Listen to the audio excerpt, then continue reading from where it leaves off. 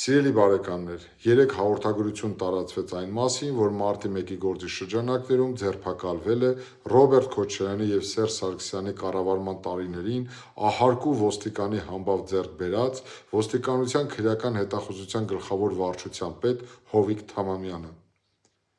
Մի կողմ թողնենք, որ ընդամենը ձերբակալվելուց մի քանի ժամ անց նրա նկատմամբ ընտրվեց խափանման միջոց բացակայելու արգելքը, մի կողմ թողնենք այն հանգամանքը, որ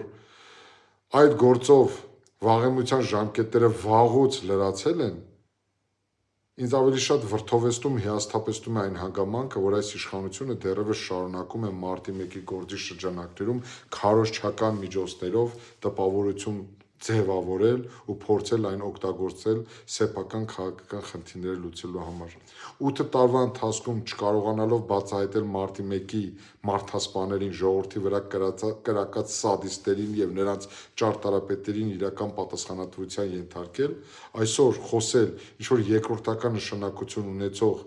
էպիզոդի կամ պատասխանատվության մասին պարզապես ծիծաղ է առաջացնում և ամոթ, ավելի մեծ հարված հասցնում դատաիրավական համակարգի հեղինակությանը և իրավապահ համակարգի հեղինակությանը։ Ընդ որում բոլորը շատ լավ գիտակցում են, հայ ժողովուրդը ակնկալում էր իրական արդարադատություն և հայ ժողովրդի գերակշռող մեծամասնության համար շատ վաղուց պարզ էր, որ եթե մարտի 1-ի գործով պետք է պատասխանատվության ենթարկվեին մարդիկ, ապա դրանց թիվը առնվազն երկուսն էին՝ Ռոբերտ Քոչարյան և Սերժ Սարգսյան։ Եթե այդ մարդիկ պատասխանատվության չեն ենթարկվել, եթե մարտի 1-ի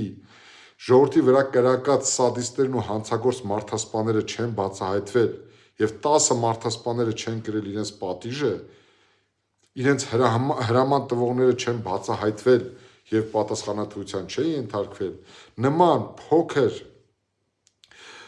էպիզոդների համար ինչ-որ մարդկանց 18 տարի հետո պատասխանատվության ենթարկելը պարզապես ծաղր է արդարադատության նկատմամբ։ Կրկնում եմ, այս իշխանությունը 8 տարվա ընթացքում չկարողացավ լիարժեք բացահայտել մարտի 1-ի ոճրագործությունն ու սպանդը, պատասխանատվության ենթարկել Ռոբերտ Քոչարյանին ու Սերժ Սարգսյանին, ավելին՝ Նիկոլի օրոք Ռոբերտ Քոչարյանը արդարացվեց մարտի 1-ի գործով ու հիմա փորձ է արվում այդ գործը հերթական անգամ օգտագործել այս կամ այն քաղաքական նպատակներով։ Պարզապես մի բան կարող եմ ասել, այս աստիճանի չի կարելի հիմարի տեղ դնել մեր ժողովրդին ու հիմարացնել։